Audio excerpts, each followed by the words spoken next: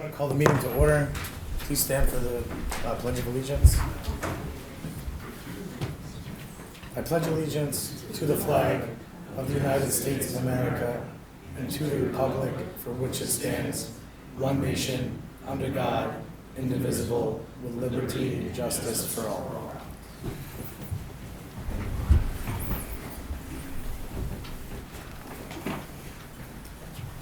All right, so let me first just apologize. I am, I'm getting over a cold. I feel, perfectly fine. I don't have COVID. I've been tested multiple times. I sound worse than I am. So just want to put that out there. So first up, we have the approval of minutes for the June 14th, 2022 work session and special meeting, the June 30th, 2022 special meeting, and the June 21st, 2022 regular meeting. Can I get a motion to approve? Before we do it, I'd like to make one correction. Sure. On agenda item number 1, the Chamber of Commerce ARPA funding, the town board voted to allocate $5,000 for the Shop Hop Winter Festival and business brochures.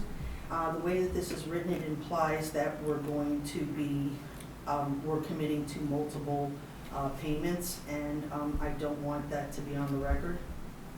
We just authorized $5,000, and we did it for those particular events. Yeah, I thought that. I know, but the way that this reads, it doesn't say that, because even when I looked at it, it says in increments of $5,000. This implies that we're going to be giving increments of $5,000, and we did not agree on that. Okay, so what do you need it to be? I thought we agreed to give $5,000 for those items. They would come back with a plan, right, and then you'd get the second half. I never voted for the second half. It was just for these specific activities was $5,000. Mayor, No, you would agree it was five. Well, I mean, this is then we had agreed that it was $5,000. They would come back with a plan, and they wouldn't get the rest to do those 3 items until they came back with a plan. And that was what. But I don't want the public to, or anyone to think that the $20,000 of ARPA money is going to the chamber. No, only 10,000 is. I think. No, I said 5,000. I said 5,000 in the beginning, and then we see how it goes from there. So I did not approve $10,000. I just want to be on the record. I did not. we also have the videos we can rewatch and I see. understand that. I'm correcting that I did not approve the $10,000. Josh, I know you had said that, and a couple of times I did correct and say that it was No, just I for those believe we activities. voted Well, on 5 and 5. I so on the that's record, I do what- want to say this, because if Okay, there is an well- implication that we're doing multiple payments, and I don't Well, want. it's my understanding that we approved $10,000 for the I chamber did not say payable. that says $5,000. How do we handle this, Dominic? We'll have to go back and take a look at the minutes. Sure, We can because certainly. it says the first $5,000, so you are implying that there is more money that is coming. And I do not think we, Because we, well, I mean, the way that I laid it out and we voted on I know that you had it. said that. I know you had said that, but I did not say that. Could we just not We're gonna talk have to go about back this and one? look in the minutes. We'll check the minutes. I'll have to check the minutes. Well, I know, but just the way that these minutes are, it really doesn't say what I said. So, What the recording does though, the YouTube recording, Yeah, will well- verify that. I hope so. Yes. We'll have to go back and look at that then. Okay, so then I'm going to then take back, what do I just take back, the approval of the, Yeah, I would table it at this point. just these particular minutes, Well, all of them. well, that particular set of minutes, unless there's enough. Okay, so then, No, everything else was. all right, so then, this was It's the approval of minutes, June 14th. 2022.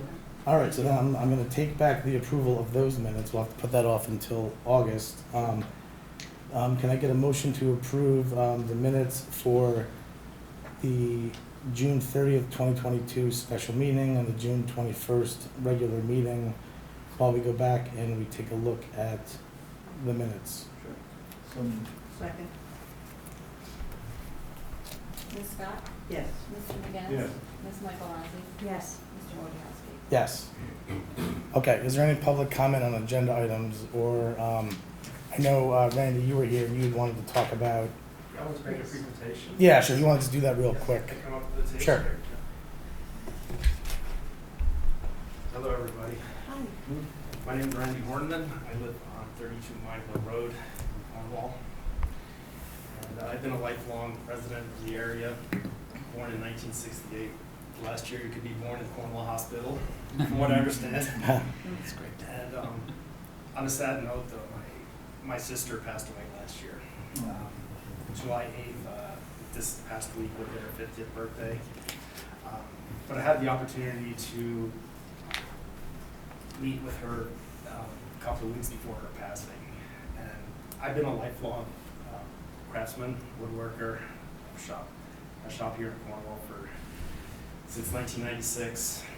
And so I designed in collaboration with an architect a memorial bench for my sister. And just to backtrack, she had asked me shortly before her passing, it's the last thing I could make, for her in her honor. So I have some drawings that I, like to present. Happy to answer any questions.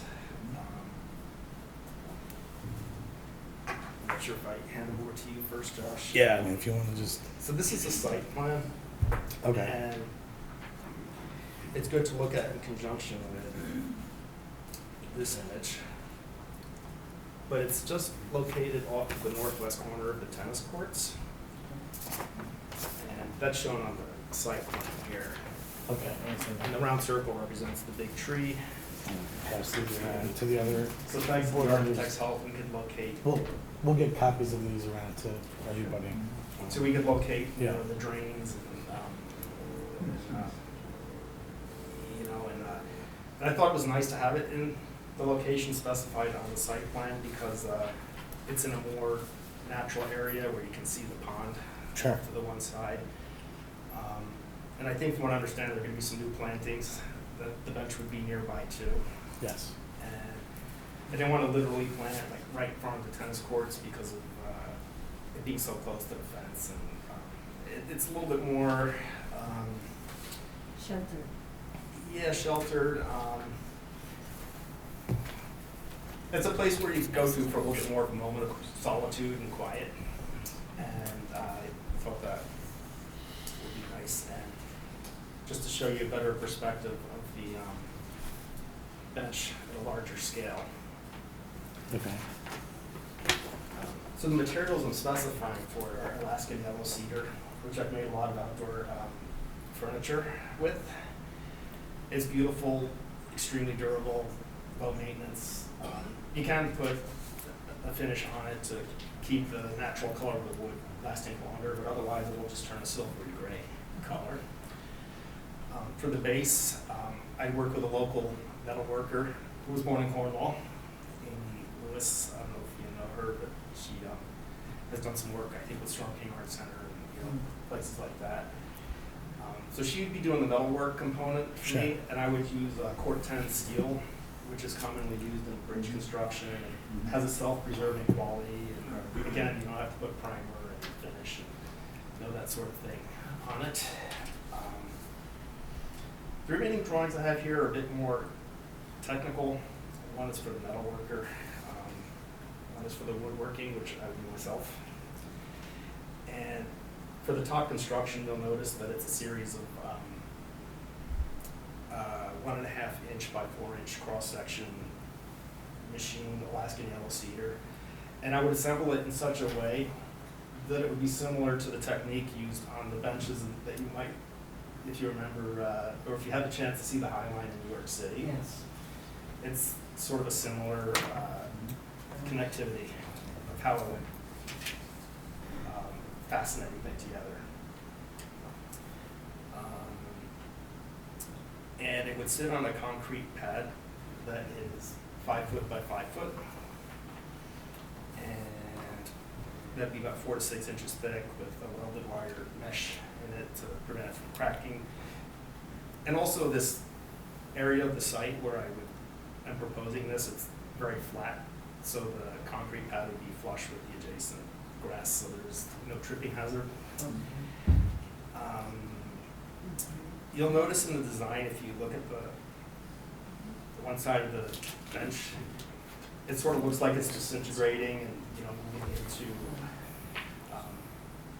just sort of like flowing into nature. It's sort of a metaphor, you know, just an aesthetic metaphor.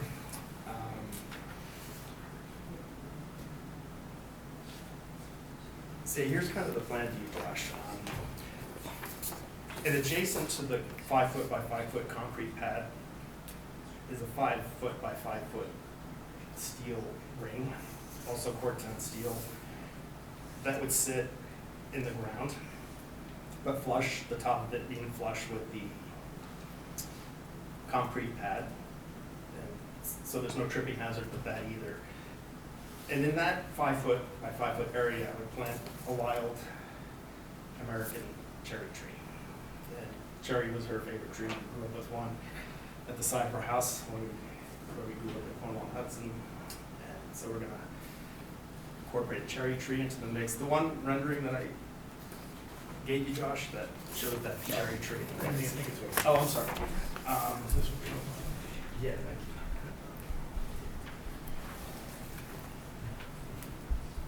Okay. All right, that helps. So it's sort of a moment, you know, not just a bench, it's sort of a sculptural composition. And so the so I should say, to the right of the steel ring is an area where a plaque would be embedded into the remaining concrete pad. And I still have to discuss with my brother-in-law what the text will be exactly. I want to get his approval on that. But I'll share that with you before, if everything's okay. So I think just as far as, what's your timing on the process? Because typically the way this works Yeah. is that the town board, you know, we've got to review it, we've got to talk to like buildings and grounds, the town board has to discuss a little bit, and then we've got to decide if this is, you know, I'm just talking from process. Right. So we're not meeting again until August 9th. Oh, that's the next meeting? Yes. Oh, okay. Yeah, so, we're gonna need, obviously, some time to review and discuss this. Sure. I believe you're moving? Well, we sold the house, we're gonna travel for a bit. Okay. I have family in Europe, and we're gonna see when we land after that. You know, we're kind of keeping it open, but we certainly have our friends and close people. We're in spirit, part of the community, but we're just Yeah. gonna travel for a bit. So I'll give these to you too, Yeah. Josh. That's So I think, Randy, I think the best thing is, so I'm gonna make copies of all these for the board. okay. We're gonna take a look at this, we've gotta talk to buildings and grounds. I can email it too. Yeah, oh yeah, that would be, yeah, that That's would like be. easier for you to. We're also sort of, right now, we're doing like a design for Riverlight Park. Uh-huh. So we need to make sure that these types of things are given to the designer, so that we can kind of decide if, you know, where you're gonna put it fits in with the overall. I'm just talking about process. Right. So once you send that to us, the board members can look at it, and then I can send it over to the town engineer and the design partner that they have, and they can sort of like, just, I guess, add this into that, and maybe we could look at the overall. But that's just, you know, unfortunately the process that we have to. No, I understand.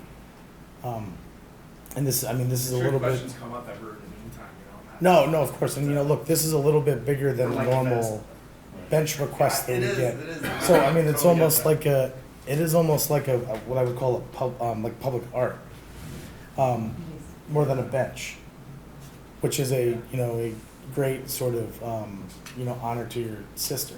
Yeah, the design reflects her But it's also a sensibility. benefit, I think, to the overall residents too. Yeah, So I just think we have to, yeah. Well, I appreciate Yeah. you all considering it. no, I mean, look, we can't give you an answer tonight, Yeah. just because we have a process. Right, But but I appreciate you looking at it. this Thank is you. definitely the most detailed presentation we've had as far as, you know, and it's definitely very beautiful. Thank you.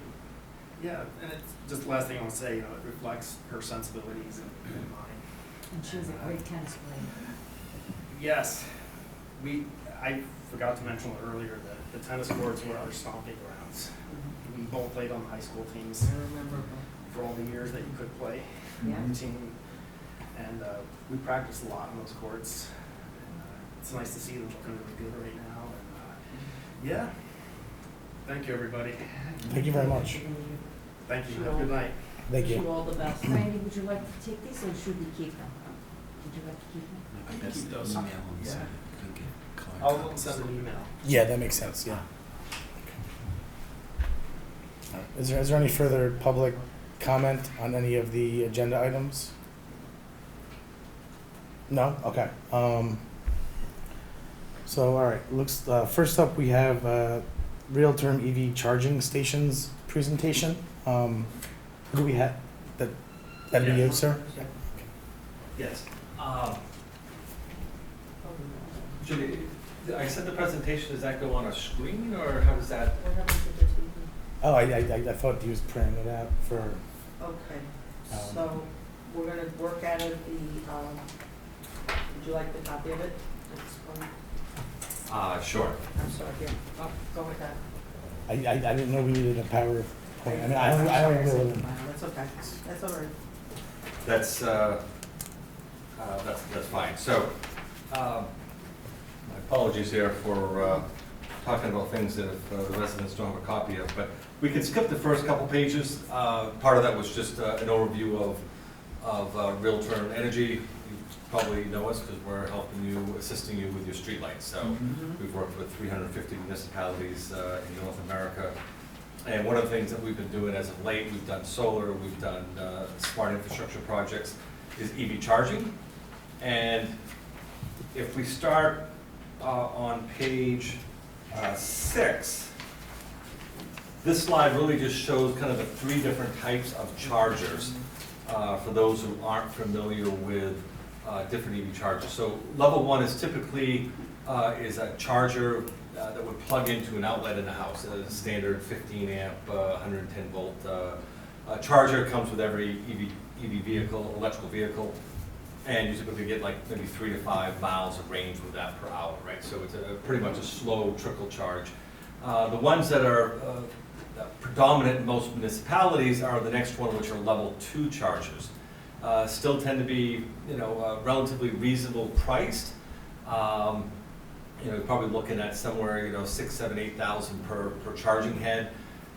And they're generally 30 to 40 amp, 240 volt plugs, which if you look is about 7.2 kilowatts or 9.6 kilowatts. So you're generally getting 30 to 40 miles of range. So if you plug in for 3 hours, you're probably going to get 100 or so miles of range with that. That's generally what you see in a lot of municipalities. The third one, just for reference, are the DC fast chargers. Those are the superchargers that are 50 kilowatt, 100 kilowatts, 150 kilowatts. Typically see those on the rest areas on major highways, the whole Tesla units that are spread out. But those are generally very, very expensive units, anywhere from 60, 70, 80,000 a piece, and maybe as much as that to install them as well. So they tend to be very, very capital intensive units. So the ones that we're talking about today are level 2 chargers, which are in the middle. And the next slide actually shows the product that we've deployed. It's actually a company out of Connecticut. And one of the things that we really like about their product is they have what they call an auto coil. You've seen a lot of chargers, they just kind of have to wrap the cord around. This actually they have a patent on a recoil mechanism that actually pulls the coil back up into the unit. And the advantage of that, of course, is you don't have a tripping hazard in inclement weather.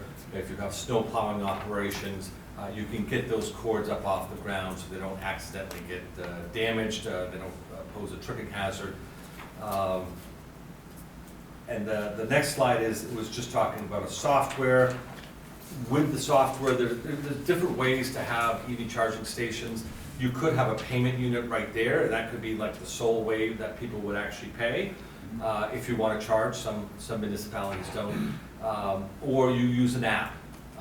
And the app can be either a one-time where they don't need the application itself, but they can actually just enter their credit card information in for that one-time charge. Or if they're a regular user, they can open up their app and they can actually connect to the unit and actually charge and actually get billed through that unit. So the one thing that we always look for is openness, and there is something called an open charge point protocol, and there's a lot of different electrical vehicle chargers that support that. So if you buy one charger today, and then you buy a different brand tomorrow, you want the same software to be able to interact with all of them. You don't want to have like a private network, which is kind of what Tesla has. You know, you can't interact, you can't charge a regular car right at a Tesla unit per second. So that's the component. So the next slide is just a interim slide with a proposed solution. And what we had put together from a pricing perspective was 4 charging heads and the software and all the components and project management and installation to go with that. And it would actually be 2 heads mounted on a single telephone pole and 2 on a second telephone pole. So you would actually relieve yourself of any sort of trenching, conduit, cable, cement pads, bollards, things of that nature, because they're actually mounted up on the pole and they're fed by the power from the top of the pole. So they put a weather head in, they come down into a meter socket, which is included in the pricing, and out of the meter socket it would go up into a breaker, like a 40 or 50 amp breaker circuit, and that's what's connected to the actual units themselves. So essentially you don't have the trenching and the underground cabling. And again, getting them off the ground we feel is important both from a safety and a usability perspective, but also you have a ton of vandalism issues, but I know when these have been installed in like Los Angeles, they have a lot of damage. Getting them out 10, 12, 14 feet off the air just makes it a little bit harder if somebody actually wanted to do damage to them. So, so with a phone, you can scan the barcode. They automatically would track down to American Disability Act ADA compliant height of 4 feet, and then they can actually be extended. You push a button, you can extend it to your car to do that. So. The proposal solution location on slide 11, it shows that first corner coming in up off the street. There is an existing pole there. It has 2 floodlights on it. We believe that to be a town-owned pole. Typically after streetlight acquisitions, if the pole doesn't carry any transmission or distribution lines, they would be the property or required to be acquired by the town. So those poles, and I believe we have a couple others over toward the tennis court. There's a bench there. The only thing on those are lights, outlets, or municipal equipment. So there's no utility transmission distribution line. Looks like there would be only one utility pole that kind of comes in. There's T&D lines that come in that feed that main power panel that you have kind of in the corner. But so the proposal could be to use the existing pole to add 2 of the chargers, and then to set another pole next to it, maybe 2 spaces over, that would feed another 2 spaces. So you would actually have 4 consecutive spaces that you could reserve for electrical vehicle charging.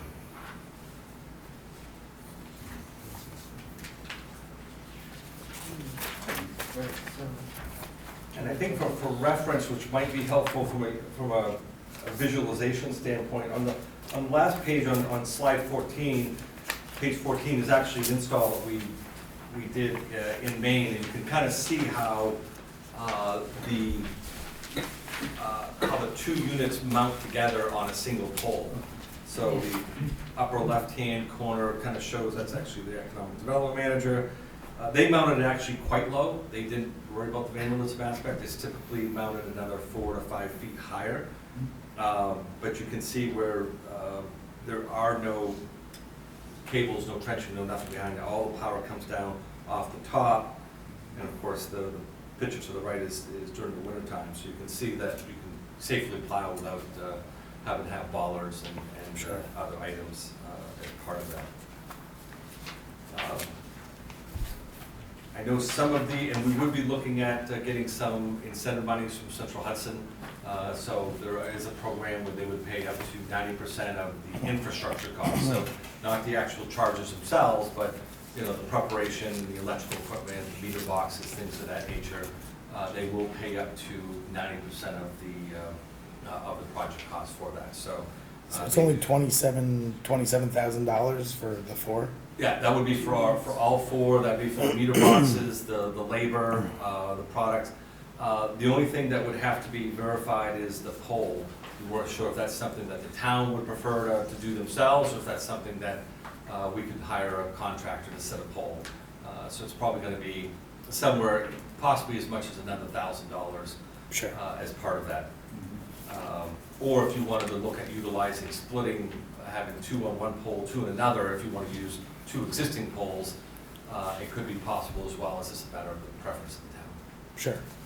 And so, just for residents real quick, this proposal on the town's Facebook page, before every meeting, by law now, we have to post packets of all the information that are being considered. So for those of you that are out there, there's actually a PDF of this presentation.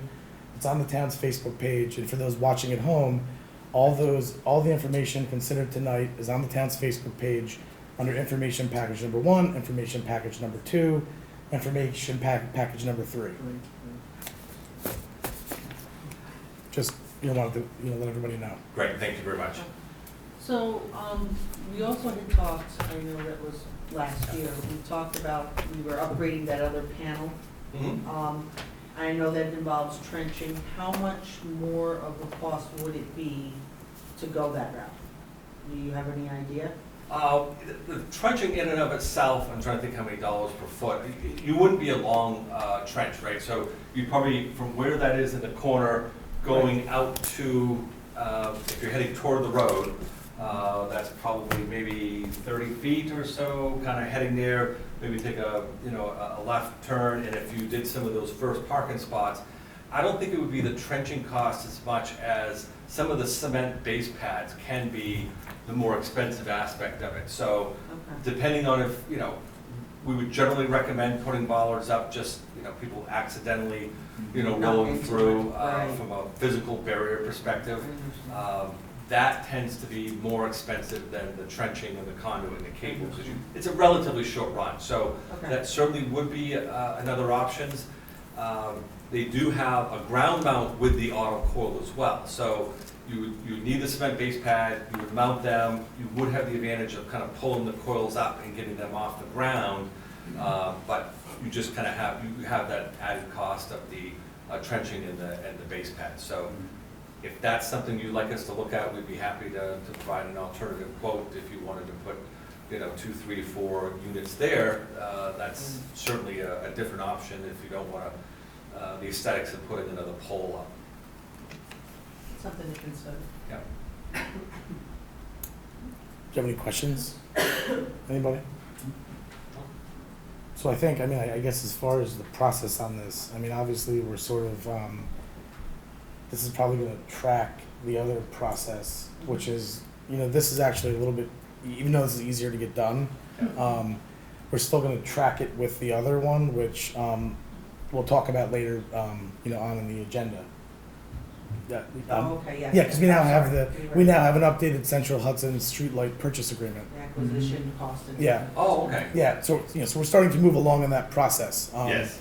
And we'll probably be looking to do certain things at the August meeting. And I know that Jenny or I will be in touch with you and the rest of the folks at Real Term as far as next steps. Okay. Look, we're definitely. I know the town board believes we need to add EV charging stations, and so this is a really good proposal. Great. Have you worked with NYSERDA? I know that was something I spoke with Anna when we were talking about the lights in times of NYSERDA. I know there's some kind of grants and funding, and she was actually saying that there was a possibility of that as well. I'll go have to talk to Anna. Yeah, That but I'm not. I'm just Yep. kind of planting that idea as well. I know that she's been really great in helping navigate that. Okay, I'll follow up with her and do that, and if you'd like, I'd be happy to put together, like I said, a ground mount option as well, just so you Okay. have both options Yeah. and considerations. All right, thank you very much. Thank you very much. Have a good And night. hopefully you'll. Okay. Thank you. All right, so next up, we have the youth committee. They've got a presentation on their, they're looking to hold a special event, I believe for what, the weekend of the 26th? 25th? And the 25th. 24th and 25th. Okay. 24th and 25th. I'm Sarah Craven, I think I know most of you guys up here. So if you just, I just want to just state your name, and then obviously I think we know Tom as well. Tom Beck. Hi, I'm from that. Hi. Hi, everybody. So our first event, we're hoping to do September 24th, we have a rain date for September 25th. And we're calling it the Cornwall Color Bash, and we want to do a color run, so about 1.5 miles. And then at the same time, we're gonna have a DJ and food trucks and some games, and we were hoping to partner with the town, with businesses around town to offer prizes. We're gonna have a raffle for each game that they played. They could win a raffle ticket. And let's see, we were going to have a DJ, I think I said, and then some like art that the kids could do. And so it's just sort of a way to introduce ourselves to the town and get interest from the youth. And so we're still in the very early stages of planning it, although we have to pick up the pace now because I think it's gonna fly as the time September gets here. But, so yeah, so we have another meeting July 26th to talk about budget items, and those specifically are the dunk tanks, the shirts that we're gonna get for the color run, color packets, and porta potties, and I think that's it for the budget items. So we're still pricing those things out, and then we're gonna come back to the August 9th meeting and let you guys know what our estimate is for the budget. Did you mention that this is actually, we're gonna do this with the rec Oh, department? yes, Yes. thank you for reminding me. We wanna partner with the rec department to do this. It's gonna be a town event. Right. So may I just add something to this? The goal of creating youth committee is to engage those kids that do not necessarily like to be part of sports, or they're just not interested to do basically what other kids do. So this is open to anybody that can. We just want to get them engaged, and this is our first event Right. planned, and we would like to do more in the coming months. And so you've, well, I mean, I know you've spoken to Phyllis and Laura, or at least Phyllis over in the rec department about this, because they would like this to be a rec department-led event. Yes, Phyllis has been informed, and the dates, she's on board, and she's excited as we are. So So, I think, yeah. I'm sorry. So the other activities, they don't have to participate in run, because I know you were No, just they saying don't. that, you were just saying there are kids who, that's not their thing. Right, They right, could be right. doing other things. So what other activities? You have the dunk tank. We were gonna try to Music. get like maybe Jackie Joya to come and do like some art lessons with the kids. Sure. DJ, we're gonna have food trucks. I don't, what other activities? Like Can Jam. Oh, that's right, and, right. you know, the toss. We do this barbecue enough. toss. Oh, okay. Cornhole, Cornwall, yes. Okay. Yeah, just, really just activities for kids and families. It's fun. Yeah, it's fun, Okay. laid back, yeah. I mean, it's basically outreach to kids in the community Yeah. and to get them, I guess, to knowing about what the committee does and to Right, start sort of building up, yeah, to garner some interest from the community. Yeah. And get we have, parents you know, involved. lots of plans that we're excited about, like mentorship opportunities and also just more fun events like this, so, Yeah. yeah. Yeah, and the committee's really, I think, really engaged. I think it's a great committee there. People are, we've been meeting monthly now and talking via email, so I think there's a lot of interest just from the committee itself to Sure. get this going. And this is really just the first event, I think, of many that will be beneficial for really all the kids in the community, so. Sounds like a great idea. All right, Did well, you mention the time we're trying to? From 4 to 7. 4 to 7 p.m. So, Oh, okay. okay. I mean, I think we'll await, I mean, obviously when you have more, details and you sort of have some of those, budget items and, things you'll be looking for support for. Right, right. Well, That's what we're maybe working we on can right talk now. more about that in August. Yep. Okay, right here. Is there any other questions the board has? All right. Great, thanks for coming. We'll see you guys there. Thank you so much. Thank all you. right. Thank you, Sarah. Thank you, Tom. All right, so next up, we have a zoning change request for 2370 Route 32. Are you, let me see, are you Angela? I am Angela. This is my wife Tina. Excuse my instability, I just had hip replacement. Oh, that's okay, sir. Hi. Thank you for seeing me. So, you're looking for the zoning to be changed to commercial. Yes. Is there a particular project you have in mind? Is I there- own the property almost 15 years ago. Sure. In 2007, and I am the owner of our Upstate Concrete and Masonry. We Okay. recently actually did all the handicap ramps throughout the Main Street for you. Oh, yeah, okay, yeah. So I intend on improving the property, redoing all the fencing, security cameras. I want to put some asphalt down so I don't have to park all my equipment on grass and stuff, and it gets kind of hectic on the brakes over the winter, you know. So I just want to, you know, before I improve the property, I'd just like to get it zoned for what I've been using for the past 15 years anyway. I mean, there's nothing around me that's really residential. I haven't actually, when I bought the property, came with an approval to put a house in the back. Sure. But I'm not gonna do that. Nobody's gonna buy a house and look at all the boards, property in front of it, you know what I'm saying? So I just as well keep it all commercial and, you know, just kind of the rest of the zoning in the area.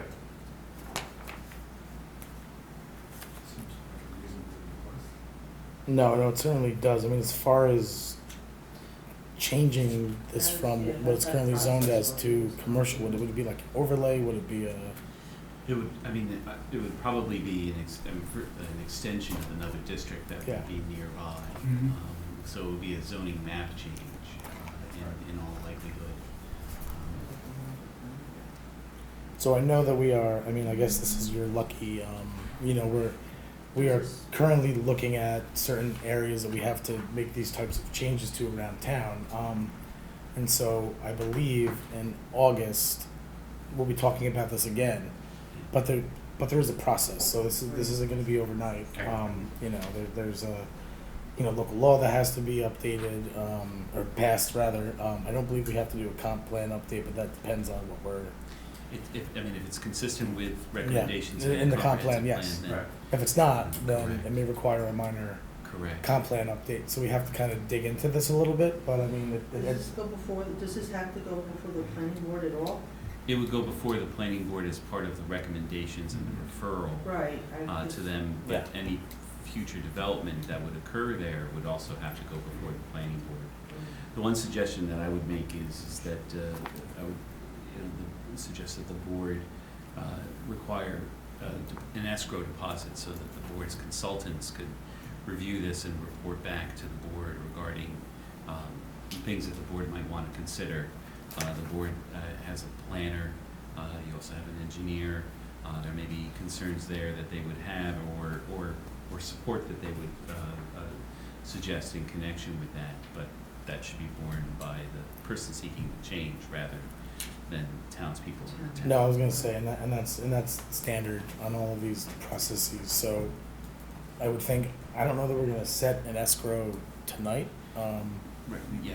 but, Right. I mean, we're certainly, what we'll do is, we're gonna refer this over to the town's consultants, and at the August 9th meeting, if we decide, I guess, we would probably set an escrow at the August 9th meeting. And we'll be in touch on this. Okay. Is there anything else you wanna add? I don't think so. Okay. Any other questions from board members? This is the property that has the proposed residence. I think you would have to cross a wetland in order to get to it, or no? A stream? No wetlands. There's no stream? I'm not directly across from Mickey Vic's Quality Auto. Right. Or you're across the okay, street? Across then the street. Yeah. Got it. Okay. Got it. I'm thinking Yeah, of, so, you know, next to me, in front of me, my property's flag shaped, Yeah. so it goes down and then to the right. So, and in front of, and right is all the board's property, which is all commercial, you know. Behind me is a cul-de-sac, which is way down below, which, you know, we wouldn't do anything back down that far anyway, Sure. you know? And it's really it. I mean, I'm surrounded by commercial property, so. Yeah. No, I was thinking of different properties. Oh, okay, so, No, definitely. does that change your mind about the escrow? Not so. Sorry. No, I mean, our town consultants are still gonna have some work to do on this. I mean, you On the know. 9th, when we come back, and Yeah. know what it is, and we'll register it by check or whatever. No, of course. No, we'll definitely be in touch on this. I'm gonna make a note to August 9th, set escrow, but we'll certainly let you know in advance of that meeting. Yes. The details of that. Okay, so I guess, all right. Thank you very much. Thank you so much for the Thank you. consideration, I appreciate it. Thank you. All right, so just next up, we've got just an update on the Verizon antenna modifications. I do expect that the gentleman, his name is Joe, he will be before us at the work session on August 9th, just to talk to us further about this. His goal is to have this whole thing approved by the end of the year. So he's allowing himself, you know, quite a bit of time, just because I guess these things take a while to get done, but that's his sort of goal, is to basically have these antenna modifications approved by basically January 1st. So that is the Verizon antenna modifications. Next up, I have a letter from Laura Kirby, the Town of Cornwall Recreation Director. She is respectfully requesting that the 2008 Ford bus be declared surplus. This is the senior bus.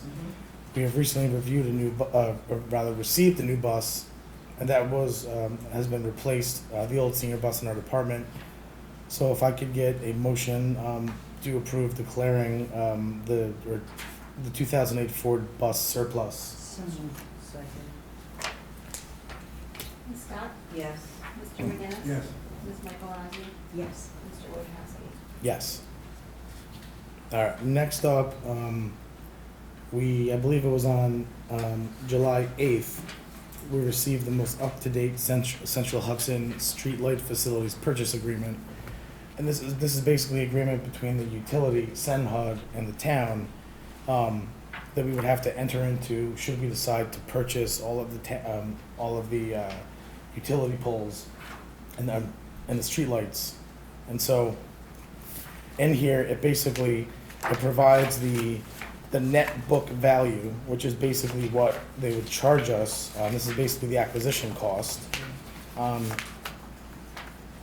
they currently have that as, it's on page 7. They have that on, it's $261,671, and that would be to replace the pole, to purchase the poles. So the process for this is, should the board choose to act at the August meeting, after obviously the town attorney Steve Gaba has reviewed this, we would act on this agreement. We would then sign it, but then it has to go to the Public Service Commission, and they're gonna take however long they're gonna take with it, usually 2 to 3 months, I'm told, you know, up to 90, they have up to 90 days. They approve it, it comes back, and then we're, you know, able to enter into the agreement, and then at the time of us, at the closing, we have to come with a check for the amount, $261,000. And so that's the process. But we needed this in order for Realterm to be able to do the investment grade audit and some other stuff, which at some point, hopefully soon, you know, we're gonna have the full costs of everything, and then we can really make a decision either in August or September. I mean, but obviously, you know, we're not rushing this, you know, and we have time because the PSC is gonna take 90 days with this. So we basically have 90 days to decide, you know, which direction we're going and while this is reviewed. So next up, and I apologize for the last minute nature on these 2 resolutions. Ira, our tax attorney, he has asked us to retain both counsel and an appraiser for a tax certiorari proceedings And he asked us to do it tonight because he has a he just sent this to us on Monday, and he asked us to do it tonight so that we could have them in place for the next trial date, which I believe is in 10 days. Or I'm sorry, conference date, not trial. So he's asked us to act on this tonight. I mean, as you know, Ira, you know, doesn't often steer us wrong. I mean, I would certainly, if the board is so inclined, I know you've only had it for a little bit, but I think it's important that we give Ira the appraiser and the representation so that we can have that going into the conference.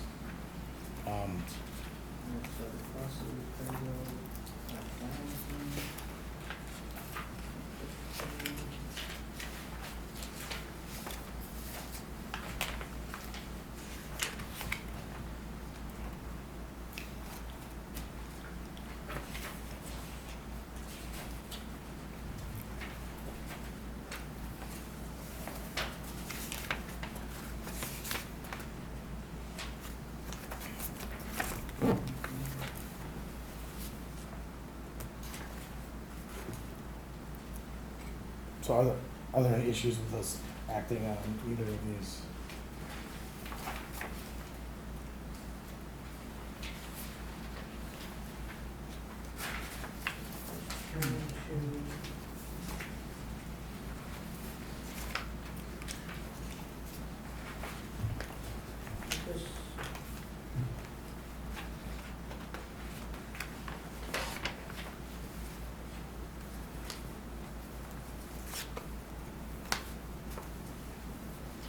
Oh, okay. I was just curious why they mentioned another property owner in this.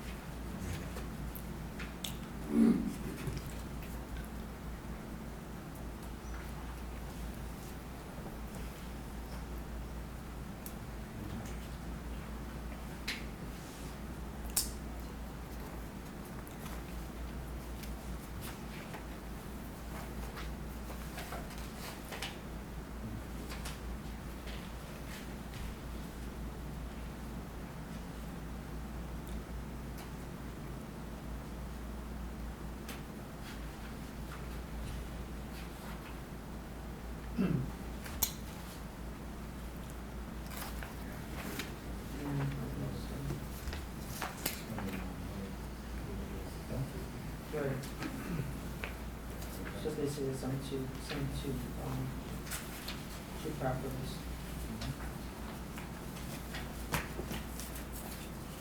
Yeah, I mean, I'll just say that we have money set aside to retain these types of professionals, and we do this quite often, so it's not a... Right, no, I usually, just because we're getting it now. No, I like I said, Sure you- it is, like I said, I received it, only yesterday. And so there really wasn't much time to,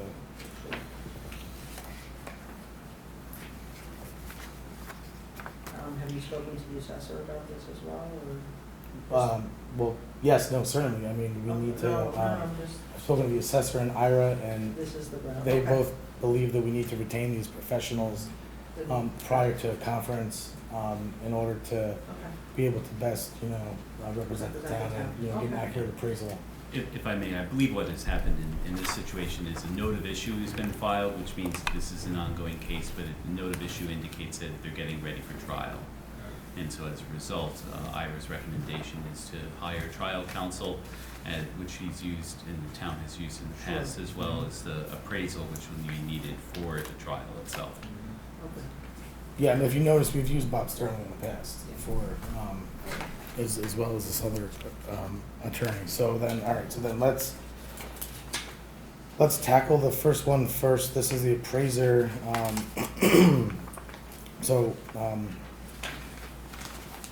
Whereas challenges having been filed by the property owner below challenging real property tax assessments of the town's assessment roll with respect to the following parcels: property owner Keynes, Sean, Victoria, address description 11 Partridge Road, tax IDs 11-1-2 -11, 2.12, years 20 and 2021.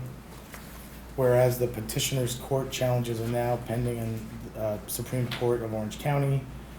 Whereas the property owner's attorney has made the claim regarding the market value of the property, which indicates a significant reduction in the assessment on the property.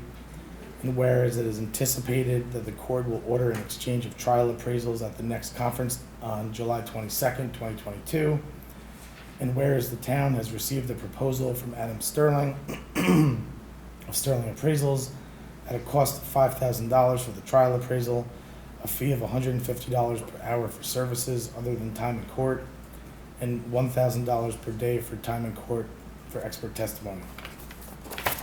Now therefore it be resolved as follows: that the appraisal and related services are necessary in order to comply with the court's anticipated appraisal exchange order, and 2, that the town board finds that the proposal from Adam Sterling of Sterling Appraisals is at a reasonable price for the work to be performed, and 3, that the town board hereby approves the said expenditure and authorizes the town supervisor to execute any and all documents necessary to complete the said expenditure. Can I get a motion to approve? So moved. Second. Ms. Scott? Yes. Mr. McGinnis? Yes. Ms. Michael Rossi? Yes. Mr. Wojciechowski? Yes. All right, so next up, we have the resolution appointing, rather retaining trial counsel. Whereas challenges have been filed by property owners challenging real property tax assessments on the town assessment roll, and whereas petitioners' challenges are now pending in the Supreme Court, Orange County, and whereas the property owner's attorney has made claims regarding the market value of the properties, which indicate significant reductions in the assessments on the properties, and whereas it is anticipated that the court will be directing that these matters proceed to trial, and whereas the town has received a proposal from William A. Maker Jr., Esquire of Maker, Fagale, Di Costanzo, LLP, to serve as trial counsel for tax certiorari proceedings at a rate of $190 per hour plus disbursements. Now therefore be resolved as follows: that the trial counsel services are necessary in order to defend the tax certiorari proceedings with the court will be scheduling for trial, and the town board finds that the proposal from William Maker Jr., Esquire of Maker, Fagale, Di Costanzo, LLP is a reasonable price for the work to be performed, and that the town board hereby approves the said expenditure and authorizes the town supervisor to execute any and all documents necessary to complete the said expenditure. Can I get a motion to approve? So moved. Second. Ms. Scott? Yes. Mr. McGinnis? Yes. Ms. Michael Rossi? Yes. Mr. Wojciechowski? Yes.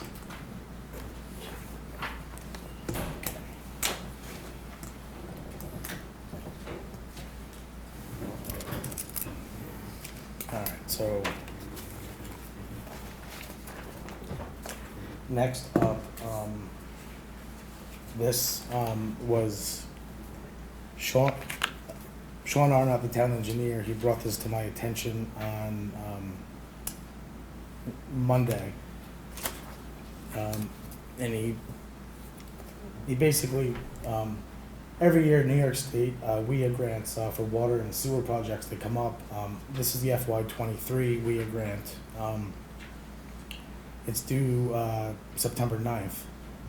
And he has asked that the board approve MHE working on applying for I&I mitigation at Firthcliffe plant and the sewer district, and for the BD Terrace pump station. Last year we applied for I&I for the Firthcliffe sewer district. We were turned down. We didn't get it. That does need to happen. So if well, I mean, actually, as does the BD Terrace pump station upgrades as well. As you recall, if you look at the memo and and in the past, KMO, our sewer management company, they have said that at some point the BD Terrace pump station is going to fail, and that it's going to need to be replaced. And so, one of the ways to mitigate the cost to the to basically the users of the Firthcliffe district is to obtain a WIA grant for that. And so he's recommending that we apply for this. You know, I know there may be some concerns over whether or not we have to do the I&I mitigation. That has to happen. And that's just something that has to happen so we know how much capacity we're going to have in the system once that's done. But as far as the BD Terrace pump station, just because we're awarded that grant, we don't actually have to, and you know, what'll happen is we get a notice of an award. We don't have to accept for the portion of, if we believe that, I know it says in here that we have to commit to funding, that's only if we take the money.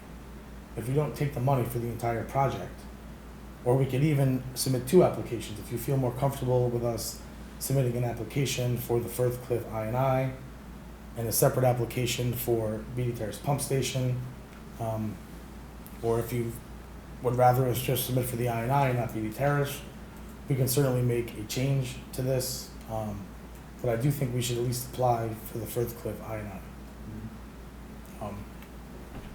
You know, if you feel like you need more time, you know, last year we did apply for the Firthcliffe I&I, so we did and we got turned down.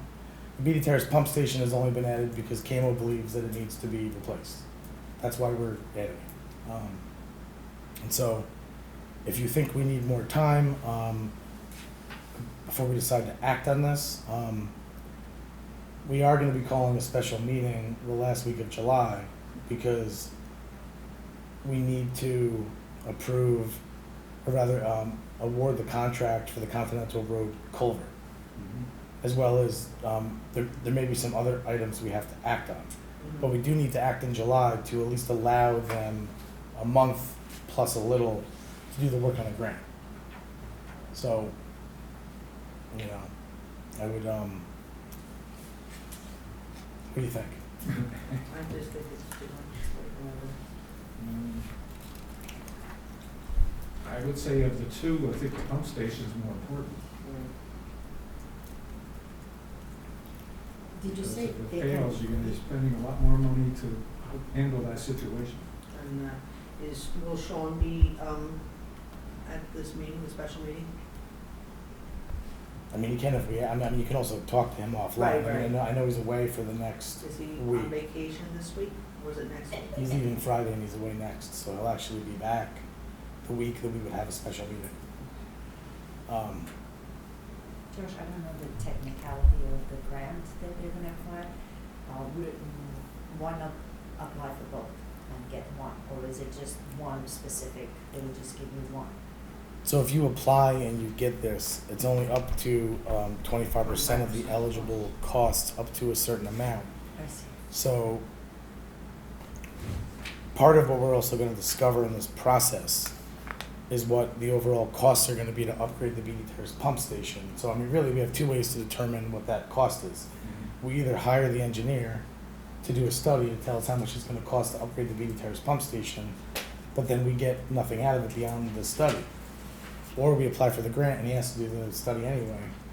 And so we at least know what the estimated costs are, and at least we're potentially getting 25% towards the cost of fixing it. But I mean, at some point, if it goes, Right. you know, we're gonna have to borrow the money, fix it, and then still And be deal with applying. the situation in the meantime. Still be applying for the grants. So at least if we're and look, these things take multiple years to get. Mhm. You know, multiple attempts. So Would, yes. Mr. Gaba or Dominic could weigh in their opinion, whether we get them both or just one? I mean, I guess this is what I would say. So if we can wait, you know, if the board wants to wait until a special meeting the last week of July to decide on both, or, I guess that's the, do you need more time, Carrie? No? You think you need more time, Jenny, before you vote on anything? Yes, I do. What are your thoughts? I haven't heard your thoughts on I mean, I don't see any harm in doing the work and applying for it, because the worst case is, we turn it down, or we ask for a modification, and like in some cases, I believe you can make modifications. Like if you get an award, you could say, well, we don't want this, we just want this part of it. And I believe, Mike's right, and you've worked for, And these are reimbursable grants, as I Yeah. understand it anyway, so you do Yeah. have to spend the money in order to get the return. So I don't know that there's necessarily any issue with having Sean do the work, and then if we get it and we say we don't want to do we don't want to do the I&I, we say, well, we're just going to accept the BD Terrace, or and quite frankly, we could be awarded it, but we're not, you're correct, it's a reimbursable grant anyway, so there's really no harm in applying for it, getting it, because if we can't afford to do the work, then we're never going to get reimbursed for it anyway. So, We're paying an engineering firm to write this grant, correct? So we are spending money for them to do this too, right? we are, but we can also get an award up to several $1 million to cover a large chunk of this. So if you look at the return, 25%. yeah, no, I'm just saying, I mean, it's 25% up to, there's different categories. So Sure. different categories, it's 25% up to say 2 million or 5 million or, $1 million, depending on what the categories are.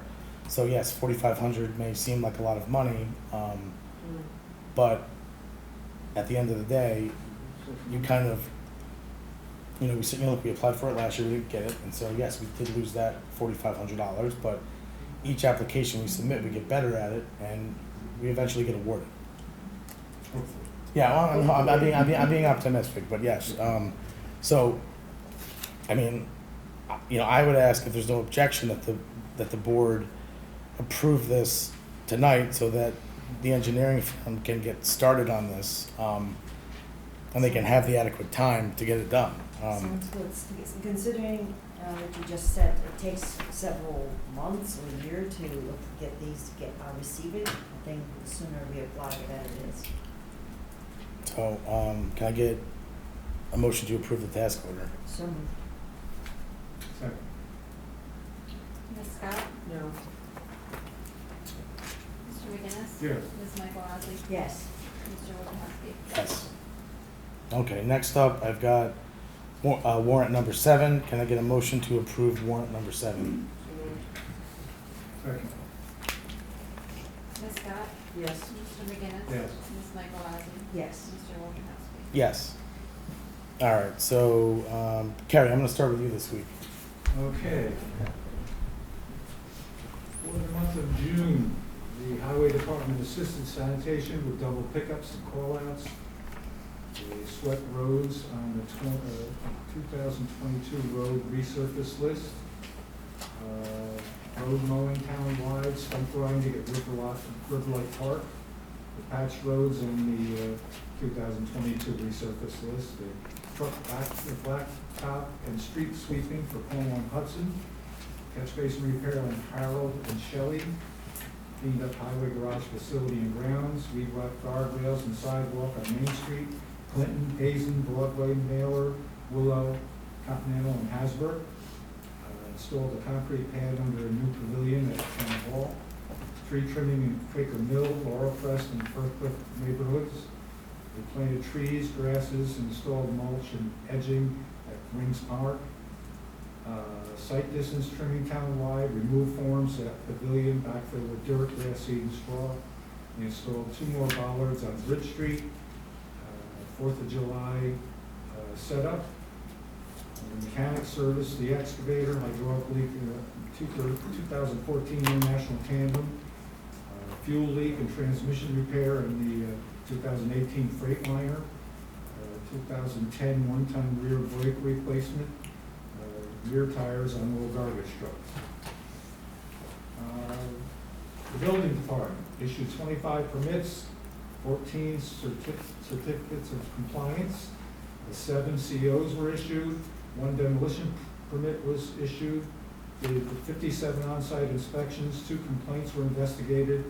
It took in $5,475 in permit fees and $9,500 for municipal searches. There were 24. And there was 1 zoning board project open last month. So, Ms. Scott? Okay. As far as the senior advisory committee, they did hold their summer luncheon on July 7th at Kawasi Park in Plum Point, and I know the board did approve the rental of the facility. In addition, with the 30 participants, 10 of the residents were able to access the new senior bus, and they really did appreciate having access to going to this event. And I also thank Tony Lund, the driver, because she really did help to accommodate some new residents who were trying to navigate using the bus service for the first time. So Great. they did a great job. And thank you to Phyllis and Laura. Some of the seniors did give the applications to them instead of, to the people on the committee, but that's okay. So they were really great in having that. Our next meeting is July 25th at Munger Cottage, and there seems to be a real interest in getting more involved in terms of what's available for seniors, and they're coming back to Munger Cottage, which is a good thing.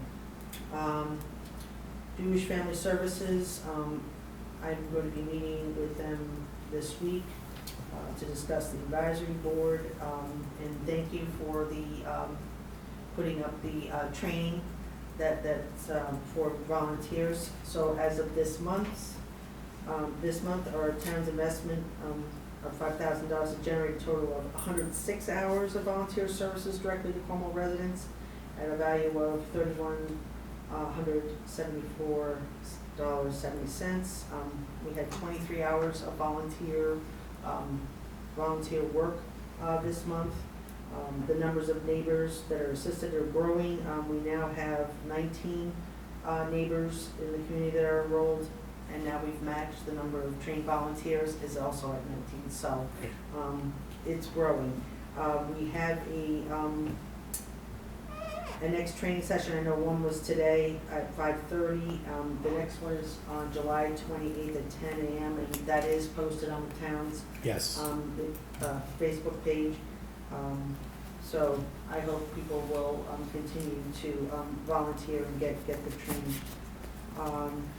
The Moodna Creek Intermunicipal Watershed Committee, our next quarterly meeting is July 28th at 10 a.m. and we're going to be hopefully discussing more about the slope erosion mitigation. And as far as the lighting, we have the acquisition, Yeah. so we'll definitely look at that. Camo, in terms of our sewer, the flow rates are within permit limits. Seems to be holding that way. I think April's always a tough month. Main Street beautification.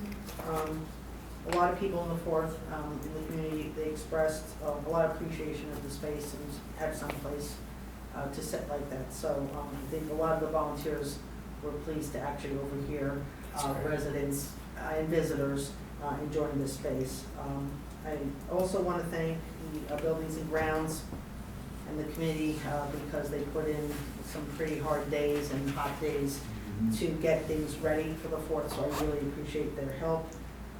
We also were able before the 4th to actually plant the plantings that were approved by the board for the Sands Ring Park, and they have been instrumental in helping get water to those trees because it's a tough site with the demand on the water. So it's actually a lot of good comments on that as well.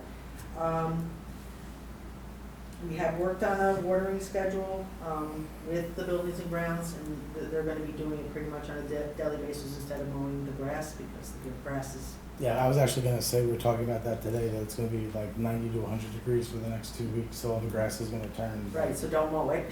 Yeah, So they're gonna water, you know, they'll. so we have time for to do other things. Exactly, so I thought that was, well. The other thing I know you and I had discussed, the Triangle Park, the contact to talk with the county. Some of the members were talking about why could we just like put some wildflowers or something nice. I appreciate the highway department, clearing out that mound of dirt that was sitting there. But just something to make, that's the gateway to our main street, make it look a little bit more, attractive.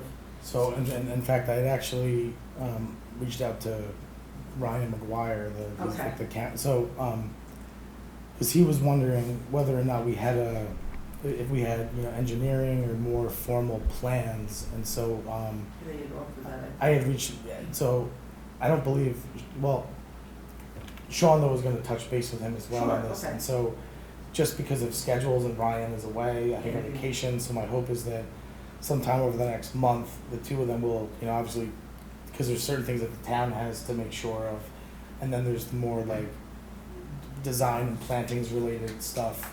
Right. So, you know, we should probably, you know, maybe pull together a meeting, or, you know, maybe Sure. a Zoom meeting or Microsoft Teams meeting That's fine. to sort of get everything set, because they're, I mean, look, they're moving along with their plans for, Did The they break. did they give a timeline to you? Because I haven't heard anything.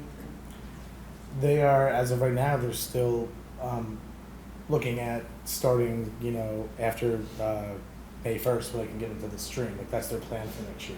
Oh, May 1st. So we What- could technically do Yeah. something just informal Yeah, for the summer. we, Okay. we just have to make sure that whatever we put there is not gonna get in the way of any like borings or Absolutely. things they have Oh, to well, set. absolutely. One point in time, they said they may want to use that as a laydown area or That's what they staging said. area for the bridge replacement. Yes. Yes, so I know they intend to do that, so whatever we put would need to be like, I mean, wildflowers, for instance, are only one season, but, Right. you know, nothing permanent. Right, We'd wanna- exactly. Yeah, because they're gonna use it to base for, in fact, they may even use it to base for the Hasbrook Bridge, which is Yes. also scheduled to be They replaced said in that. 24. Okay. Mhm. And, yep, First Cliff Water, Heights Water, and no report at the time, and that's all. Thank you. Okay. Let's see what I have. Go Rosie? Cornwall Conservation Advisory Council did not have a meeting in July, and we're gonna be meeting next month, August the 3rd. I did reach out to Carla Castillo, and she said that the committee is still working on the tree ordinance. Next is Parks, Pools, and Recreation Department. Just a happy report on the pool, well, sort of. There are a total of 92 children enrolled from different camps and area to play in the pool and to use the pool between hours of 9:30 to 11:30, Monday, Tuesday, Wednesday, Thursday, and no Fridays. And there are 10 lifeguards employed and 2 substitutes. So the pool is losing water, but as we all try to give our best to the residents and just keep it open for now. So that's park, and that's the pool. The River Light Park Master Plan update is Deputy Supervisor Gold and I met with Sean and designer partner, co-engineer, last Thursday at noon at the park. And we lay out a huge map and we just exchanged ideas. So I would like to ask Deputy Supervisor to put in a few words in, since, thank you. We had what I consider to be a really good meeting with Sean and his associate, and went over the map and talked about a variety of issues that the supervisor had shared with Sean, including pickleball courts, skate park. We also talked about whether or not it would be possible, in the event that funding could be found, to actually replace the existing pool entirely, soup to nuts, during the off-season, so that we wouldn't have to go a season without a pool. Randy's presentation before led to a conversation, well, not his specific, but the fact that there have been requests for bench dedications. We asked them to consider whether there was a place that would be appropriate for that within the master plan. I'm trying to remember if there was anything else. Oh, we also talked to them about the possibility of another pavilion and where it would be appropriate to put picnic tables. But it was a lengthy and I think a very positive meeting. And Sean and his associate will come back to us with some concepts over the course of the next few weeks. We also did look for areas of extra parking. See if they could just give us an idea of where extra parking around this park could be added to Sure. the areas. So. Sure. Oh, on the youth, Oh, yeah, thank you. on the youth committee, as you did see, Sarah and Tom were here. We're going to have a meeting July 26th. This would be the second meeting in 1 month. The youth committee is just absolutely fantastic. There's a lot of energy, a lot of ideas, and professionals. So I'm very happy. I am meeting with rec department next week to discuss to have one of the rooms during the starting September going on for the youth committee to use for indoor activities when the weather is not good. So we could have a place for youth to come in and do some indoor activities. So that's it. Okay, great. Is it a question? Yeah. Am I to be correct that there's, in addition to our engineer, is there another design engineer and you don't know What- about this? I'm just When curious. we made changes to the task order to the town pool, which we did back Right. in either June, Right, we added an additional amount of money to do a design master plan to lay out Riverlight Park.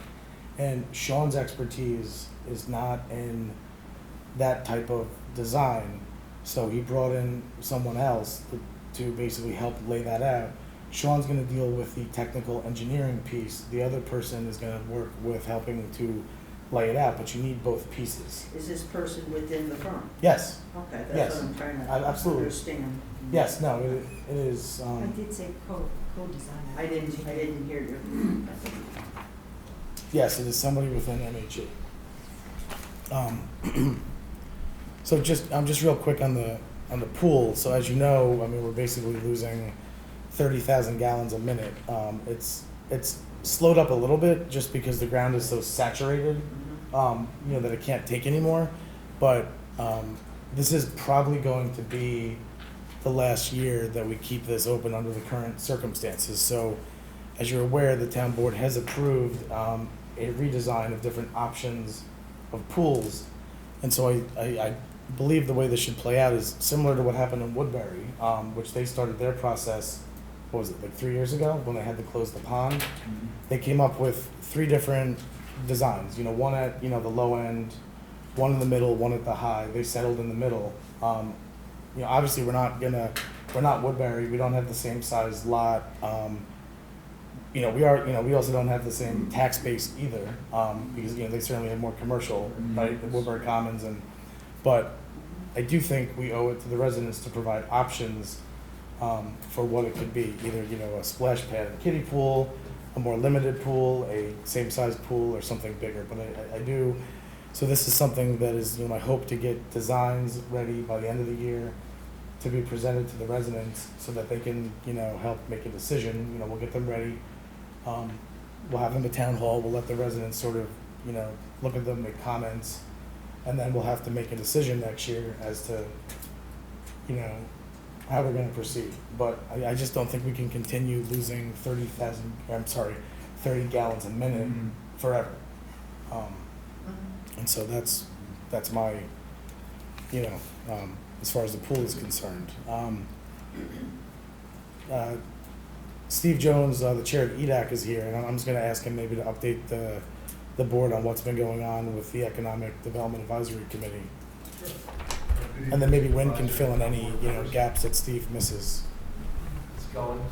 So we are currently, the website that we've been working on is built.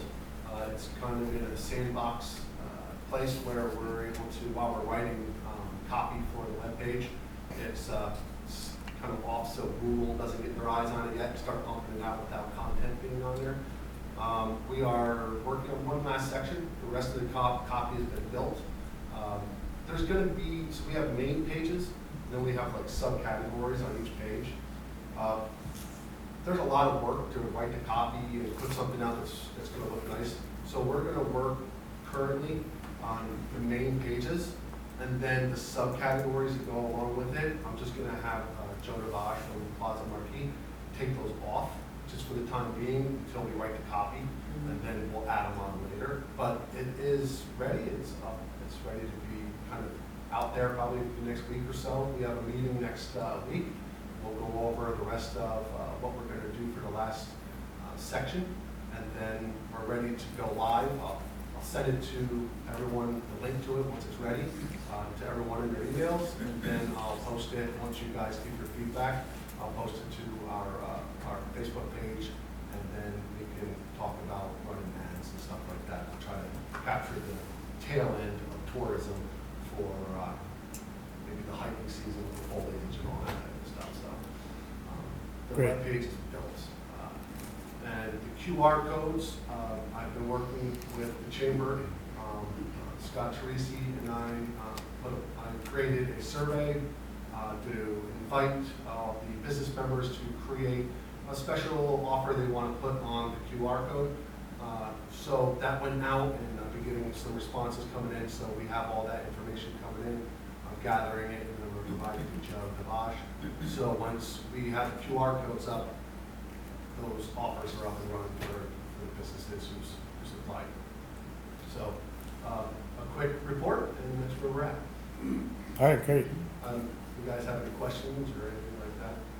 Probably the city a lot, so. So will you be able to tell us, like, as far as the number of people that are using and accessing it, and how is it, impacting, let's say, our Main Street businesses? Will you be able to do that? It's going to be through Google, so we're going to have so much information available to us once we have, once we start advertising. Sure. The data is going to be very impressive. So yeah, absolutely. To Okay. answer your questions. It's not like Facebook. Facebook, Right. it's a great platform, but it only provides a certain amount of exposure, and it provides a different type of exposure. So Google has different ways of handling things through Google, and it will have plenty of data on that. Yeah, I mean, ultimately, the goal is to make sure that we are increasing foot traffic, Absolutely. and I think that's the data that I'm looking for. Yeah, and that's what we're interested in. Right? Sure, We're not- absolutely. So to keep in mind with the budget we have, the way it works when you Right. advertise with Google, let's say we want 10% of the market share for tourism, okay? You put in 10%, with a $3,000 budget, let's say we're using, there's other tourism entities out there who are trying to capture that same pool of people. Sure. Okay, so our budget has to compete against theirs. So we have to keep that in mind as well, because they have probably bigger pockets and they can advertise. But if they see that we are gaining 10% of the pool, they can instantly just increase their budget. So I want to say that to temper our expectations initially. Sure. I just want to use this to kind of get a proof of concept, see what type of data we're going to get from it, what type of usage we're going to get from it, and we can talk deeper. Okay. I mean, I would say the goal is to get this, well, at least the hopefully to get QR codes up on the hiking trails before we get to the peak, like, hiking season in the fall, Yeah. so that we can find out, how many people are clicking on the QR codes, and, and then ultimately when they end up at a business, it'll be interesting to see. So obviously we're gonna want to get, the sooner we get this up, hopefully you're right, we do capture some of the either August, September, October to like November 1st kind of, because I know just from like Storm King Arts Center, I mean, obviously they're busy all year round, but they're very busy from, say, the end of August through December 1st. Yeah. But even more so, that period from September, pretty much Labor Day to November 1st, when everyone's coming up to look at foliage. So I would think that would be a really good study period to see, Josh, you have to remember, yeah. this is really an experiment. Oh, no, that certainly is, and it's what we a want. work in process. Yes. And, I mean, I have to, first of all, I have to give Steve a lot of credit, because he's been relentless on this. But we also, Jason Burnham is writing a lot of the copy, and this is what he does for a living. Oh, I know, So it's great. It's great, Once yeah. it's actually live, it's gonna be very professional from day one. But we're gonna be tweaking it going forward to get the data that Ginny's requesting. The chamber is gonna have some input on this, so it's gonna evolve. Well, and the good thing is we own the website, so, I mean. Right, so is there a separation between the chamber and EDAC, or are you Yes. working, okay, that, Well, I just say need partnership. clarification. Sorry, we would be, say, partnering with them as far as, say, they're the businesses we're trying to Sure. attract. So, I mean, they have an interest in that aspect, but outside of that, no, they don't, we're completely separate, there's no partnership. I mean, the chamber does have a couple of members who are Yeah, I on the do committee. realize that. So there is gonna be some interaction. Right, because you have, like, I wanna say they're working separately, this is a town Yeah, committee, absolutely. and this is. They're not chamber. working at cross purposes, though. Right. It's a cooperative And so, relationship. you know, in the fall times, we do have the foliage, like the supervisor Sure. said, but we also do have a lot of farms and stuff in the area. that Yes, people that's like to also come visit. key harvest So, time, too. Yeah, I mean, the art center, the farms, and that's why you get an increase in traffic, so we just try to grab as much of that as possible. We should be up and running for that. We just don't want to rush something to the market, and then have it not be right looking. Sure. So we want to get it right first and then make it live, and I'll send everybody a link to the website as soon as that happens. Thanks, Steve. Thank you. You're welcome. All right, perfect. All right, so the police report, I've got calls for service, 660. I've got miles driven, 5,638. Total miles for, as of June 30th, 2022, 40,567. Traffic and appearance tickets issued, 34. Parking tickets issued, 4. Motor vehicle accidents reported, 37. Does that seem kind of high for the month? 37, that's just average. It's average. Okay. So, Arrests made, 3. 911 hang-up or misdials, 1. 25 alarm calls to residential and businesses. 12 ambulance requests, 23 animal complaints, 1 burglary, 2 criminal mischief, 9 disabled vehicles, 8 domestic incidents, 5 parking complaints, 9 suspicious vehicle or persons, 2 house checks, and 16 assist other agencies. Just real quick on the Mailer Avenue speed sign. I believe it's shipped, right? It's here. It's here. Okay. We get with Tommy this week. They were busy last week, and so we can get it. Oh, of course, we had 4th of July and whatnot. So it's been. I mean, look, those supply chain issues. You order something, you never know when you're going to get it. So it's finally come, and so I know that'll be it'll be welcome for the Mailer Avenue residents. Just in general, I just want to say, I mean, between the police, buildings and grounds, the highway department, parks, on the recreation department, all the staff I think really came together like they do every year and pulled off a great 4th. We didn't have as many people as we thought we were going to have. Not sure why that is, even though it was like the first year, but these are just things happen, right? So we were prepared for it, and I think we had a good event. Really want to thank Phyllis and the 4th of July committee, obviously, and so I think we'll just we'll look to continue that again next year as well. So let me just real quick myself here on Kovac. Just wanted to say, I mean, look, as you know, on July 1 at midnight, New Windsor EMS started providing both BLS and ALS coverage, and so. From what I have seen, the transition has been going smoothly so far. I mean, at least on the, as far as getting Kovac, out of the ambulance building and getting New Windsor EMS in, that's been a little bit of a process because you've got, let's say, they've been there forever, and so it's always a process of sort of getting people out, moving new people in, and so there's work that needs to be done. I know that Michael Bigg and New Windsor EMS, and obviously Buildings and Grounds, and Tommy. They've all been over there. We've been doing work. They had a cleaning crew in there last night, really cleaning the place. We're prepping the community room to be painted. We've repaired, we had buildings and grounds in there, fixing some toilets. The office, which was just an absolute mess, has been totally, gutted, and it's gonna eventually be repaired. Look, we're working on landscaping. We're trying to get the building into proper shape. And so one of the things we're gonna be doing is, I got a quote today from Yankee Construction for a certain amount of work that, we believe are, damages that we may ask Kovac to sort of make the town whole on in terms of the repairs. So we are going to be reaching out to Kovac either later this week or sometime next week and just sort of ask them if they are willing to, before they dissolve the organization, they're going to have a certain amount of money left over, so they still have billings that are coming in, they still have assets and bank accounts, and they're also in the process of selling to, I believe, a fly car and a rig. I believe one is going to Beacon. I don't know where the other one is going, but I just want to be clear that the town actually has no control over that process and how they because they're a private nonprofit. So as long as they follow nonprofit law to dissolve, there's very little the town can do besides issue a notice of claim against them before they dissolve. So if we have stuff that we believe was damaged and we want to be made whole, we can issue a notice of claim against Kovac before they dissolve. And then before they dissolve, they'd have to, rectify that notice of claim.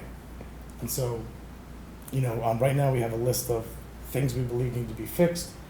The town attorney is going to be looking at that, and then we'll be deciding how we're going to handle that.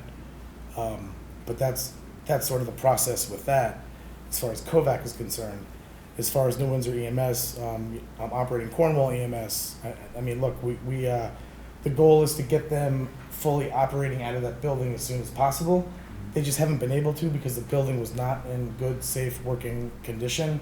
The AC is down as well, and so you may recall last week that we approved CJM to fix that. So it's 100 degrees over there the next 2 weeks. So the hope is to get, as soon as we get that HVAC fixed and do a couple other things, they're going to be able to fully respond out of that building. And so we're looking to do that as quickly as possible. But I think it's been going well so far. In terms of the parking study, just later this week, I'm having the first meeting with Crichton Manning, who we hired to do the Main Street parking study. And so we're just going to be sort of going over the scope of work and sort of the time frame and just sort of, basically what we define Main Street as be, kind of the boundaries. And then the goal is to have this completed by early fall. The building inspector, just real quick on this, as you're, pretty much everyone knows what has happened to Gary, the building inspector, and the town, I believe, has moved very quickly to try to deal with this so that residents and businesses can at least continue to have, code enforcement, zoning and, review and all of the stuff that that department does, but it's really only a Band-Aid on the problem, So, look, we've got the village inspector, Manny, he's, we're, signing him up for 5 to 6 inspections, inspections a week. We've got the town engineer and the engineering firm, they're doing work, but the big thing we really have to do is, we've got to fill the part-time position. And, last week you approved the creation of another full-time building inspector 3 position, which as soon as we hear back from civil service, which we should in the next day or so, we are going to be posting that job. And we've got just to go through that process. But I already have people reaching out that are interested, that I believe are qualified, have the actual credentials. So I'm hopeful that within the next month or two, we are going to fill that building inspector 3 position, which will really sort of help us. And also it'll be a savings because obviously, using the town engineer at $100 an hour is not the most cost-effective way to run the department, but we don't want services to stop. We can't have construction projects stop. So, as far as just sort of wanted to give the board an update on the FY23 budget process. So, in August, Justin is gonna be coming to give the town board a mid-year update. Not sure which meeting yet. I mean, obviously, hopefully it's gonna be the work session. We're just waiting on, sales tax numbers and final mortgage, recording, tax numbers. Each one impacts different accounts. So sales tax impacts the Gen B, well, it's the Gen B, which is basically it's the outside the village, and the mortgage recording tax impacts the Gen A fund, which is everybody. So we're kind of waiting on those because until we have those, we're not going to have a full kind of picture. And so I just basically wanted to say that, I mean, look, last week the state controller, look, he issued a report and he urged the state to make sure that it had adequate reserves and rainy day funds in case we enter a recession sometime in the next, 4 quarters. Obviously these headwinds coupled with the previous administration's unprecedented use of fund balance to close the FY22 budget last November left us in a vulnerable position as we prepare for next year's budget. Since our savings were so thoroughly depleted last year by the outgoing administration, we need to focus on building those back up. We need to rebuild our savings so that they can be used to weather the incoming economic storm, get them to a healthy level again, so that we can also tap them for capital expenditures and apply to future budgets. Earlier in the year, Deputy Supervisor Gold flagged what some of our preliminary concerns are related to the FY23 budget.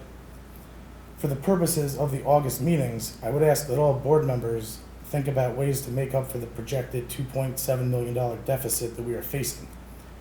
As was stated by the outgoing supervisor, you're either going to need to raise taxes or reduce expenditures.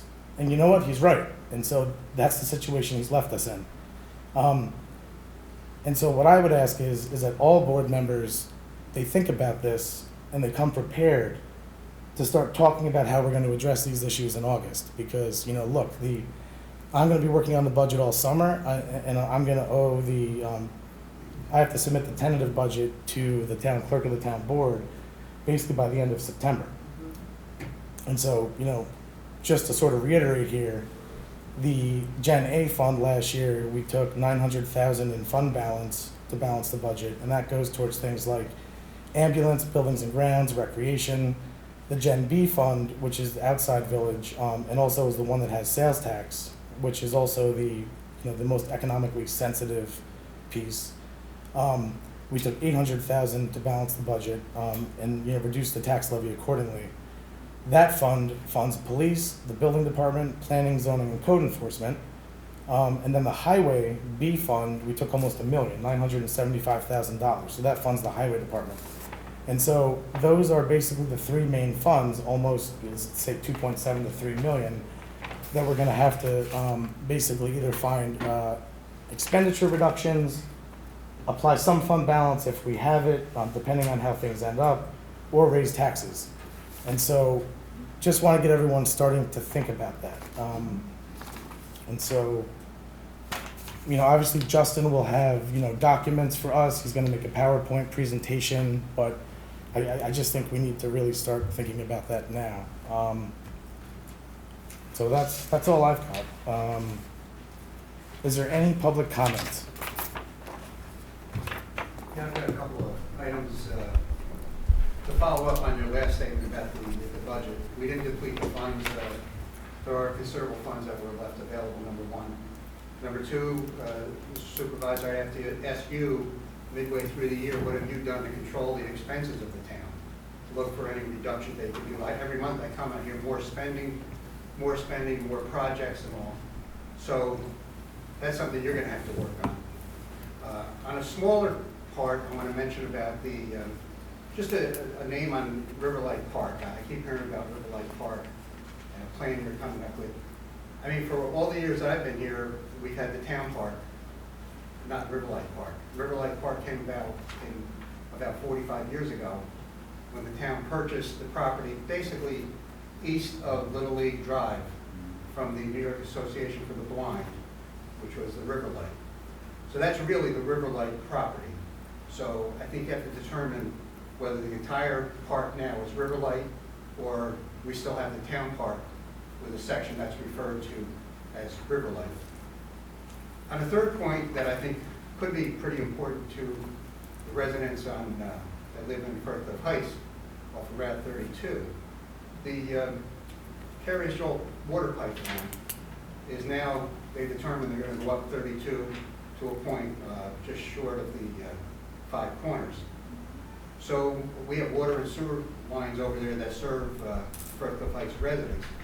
So my question is, what have you done to assure the residents of that district that if damage is done by the excavation and installation of this water pipeline, not while it's underway, they're going to see if there's a leak, but a year or 2 years or 3 years down the road, what assurance do you have in place that's going to protect the taxpayers over there if in the event that it turns out there's a problem with any of the water or sewer lines as a result of the construction?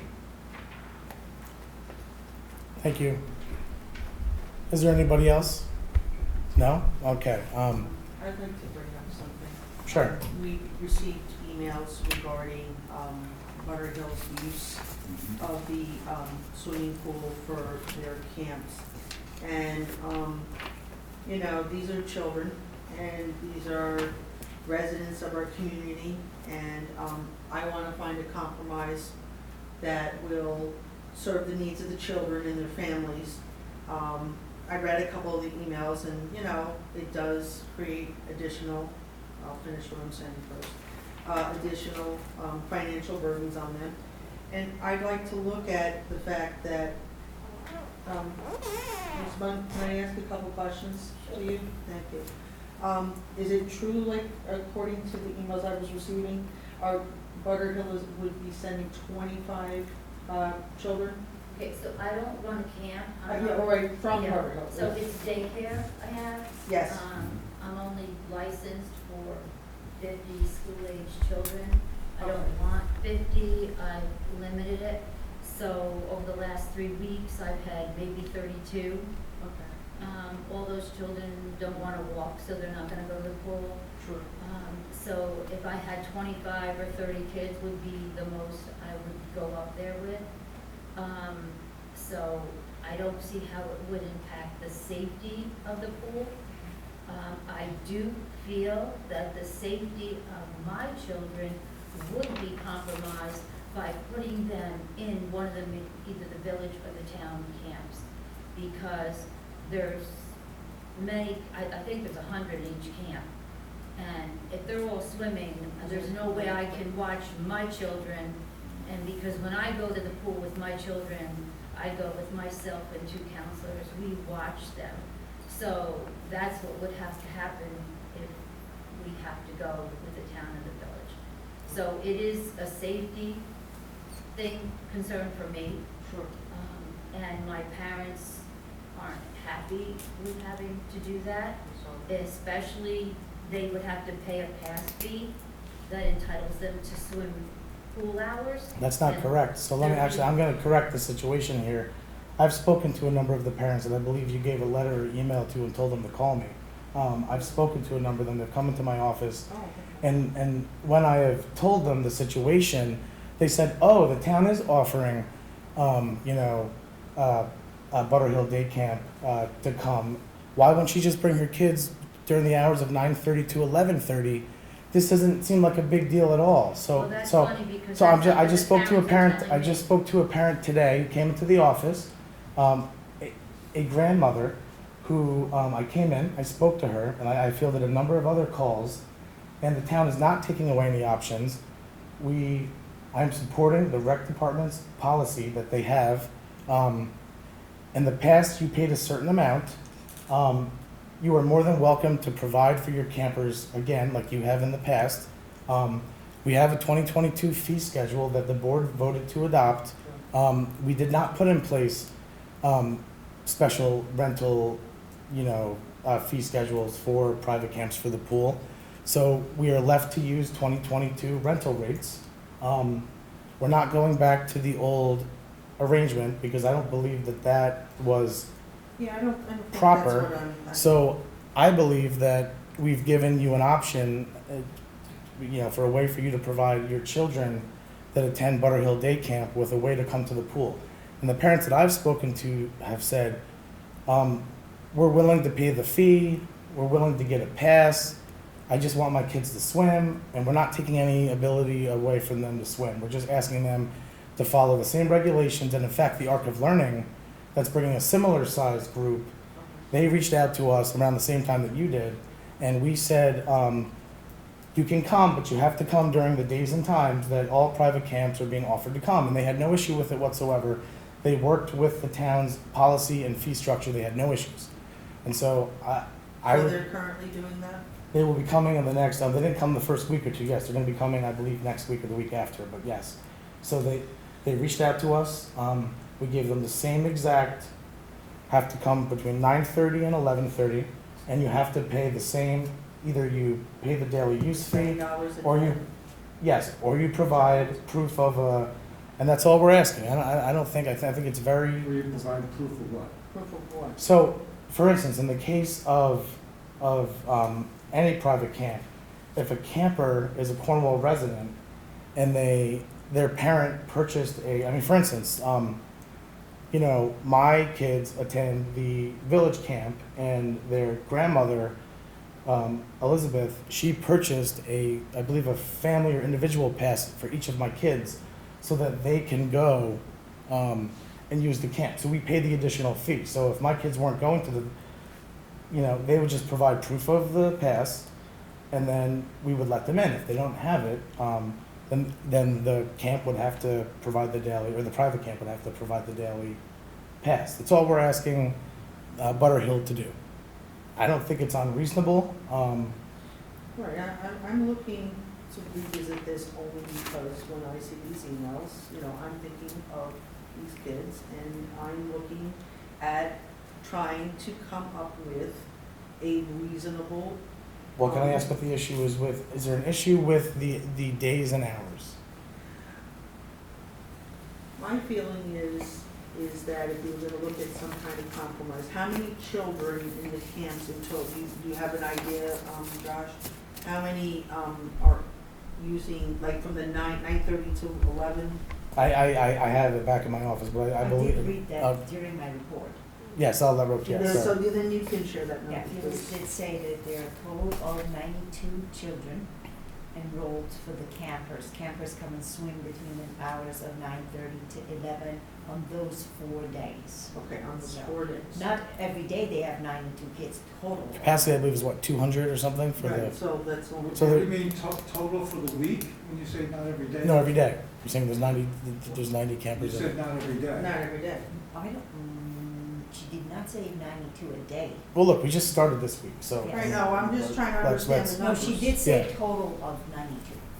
Total of 92. So, tell you what, we will We get understand the capacity, I mean, look, we're nowhere near the capacity. Right. This is when we staff the most people, is during this time frame.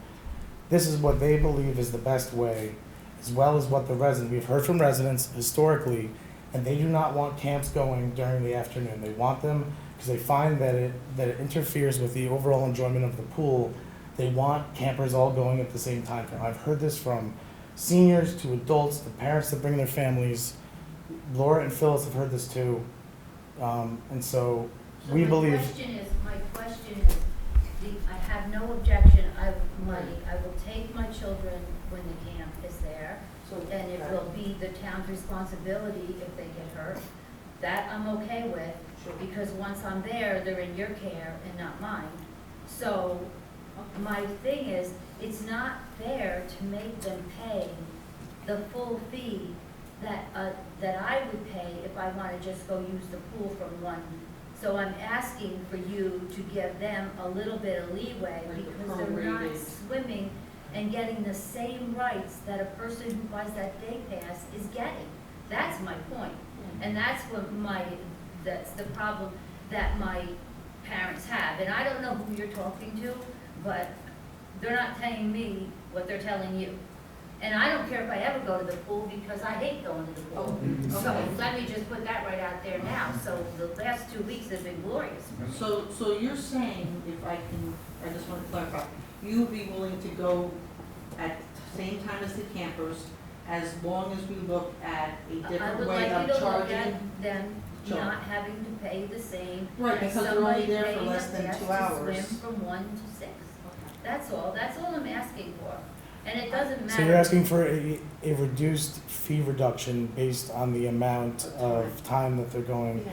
so. And the fact that they have to swim with camps instead of open swim, that they Right, so would be they're not getting entitled the- to for $6 to do. That's all I'm asking for. I don't care. I'll take my kids with your campers and I'll sit and relax and you guys will be in charge. That's So fine if I with me. did 25 campers, I'm throwing out a number, say. Well, I'm not approving anything, we're going No, off no, of, I'm, yeah. I understand that, but what I'm saying is if you, even if I did $3 a child, right?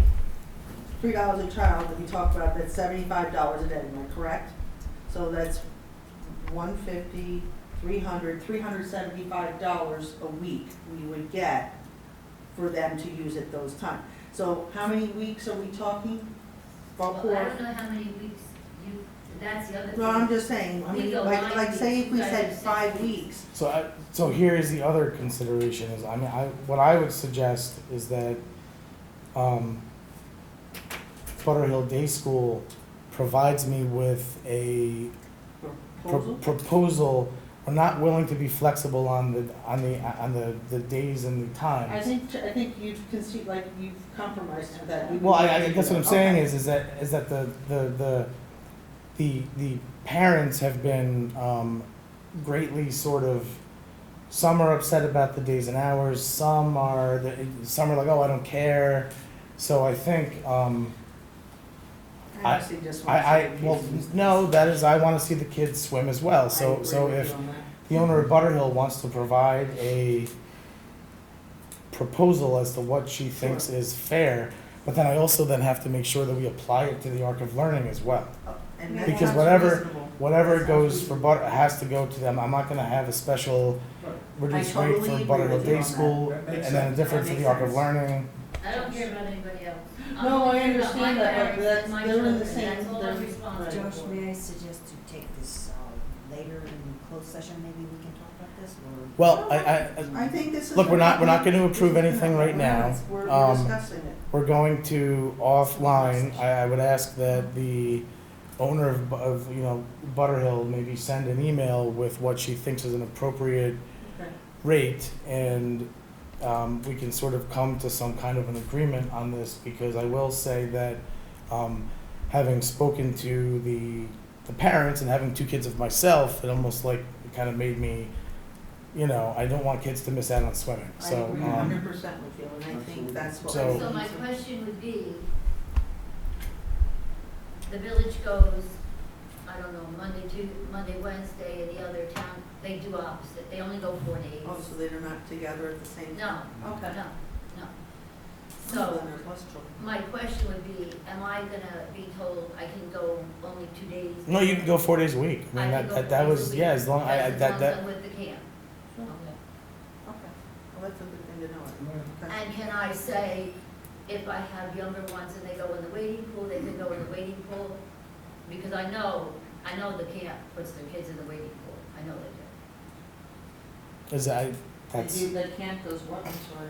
The 5-year-olds that can't swim go over to the wading pool. I mean, isn't there the whole swim test process that you have to go through, and if you can't? Oh, well, yeah, I mean, You're yes, saying that like the little, like the kitty pool. I don't, so, you just need to give me, like, let me talk to, I don't necessarily have an issue with that, but I just need to see what we're currently doing Sure.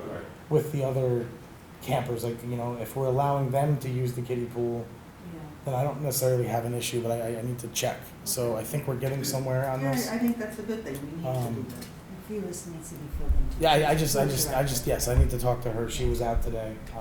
Absolutely. So I will There's no decision. do that. I will talk to her, and we'll be in touch on this, and we'll make sure that your kids can have the pool for the, yes. When I give you a proposal, does the board have to vote on it? Because Well, no, in not, July. not necessarily. I don't know that is, you're saying yes. Well, doesn't the board set the rate? we set the pool rates, but in the past, I don't know that we want to get into sort of on a camp by camp There's something basis, because then we'd have to go back and vote on the Arc of Learning. And so I think for next year, we should though, I'm just not familiar with it, so. Yeah. We've always set the pool rates, Right.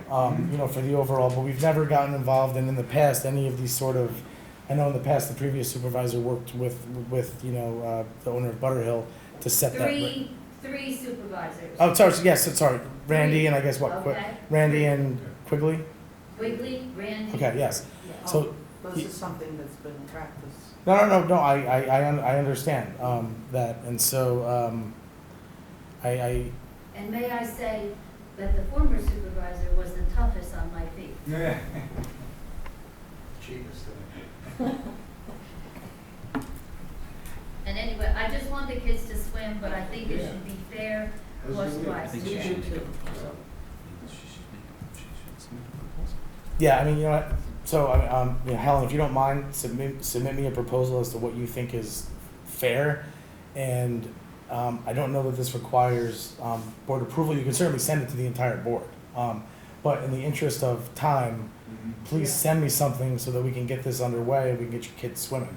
I think that's the good thing to do. So I think that's the way to go. And next year, we can obviously enshrine this into the 2023, well, if we have a pool next year, we don't know Yeah. what's gonna happen, Right, so.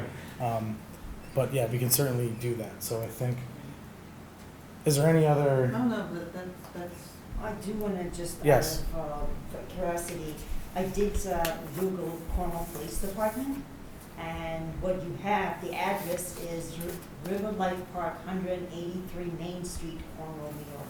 So this River Life Park wasn't, it's there, so that's, just want that, for your information, that's all. That came from the blind phone, which was River Lake Park. yeah. Correct, I'm saying that people would, when they Google it, this comes up. That's all I'm saying. yeah, I mean, I'm just, yes, that actually is Yeah, how, Google can be interesting. Google's not always right. It's Right. Google's not our EDAC person can verify that. so, all right, can I get a motion to adjourn? So moved. Second. Ms. Scott? Yes. Mr. McGinnis? Yes. Ms. Michael Rogers? Yes. Mr. Evans? Yes. That's COVID. Oh, no. Wait around. 3 or 4 days.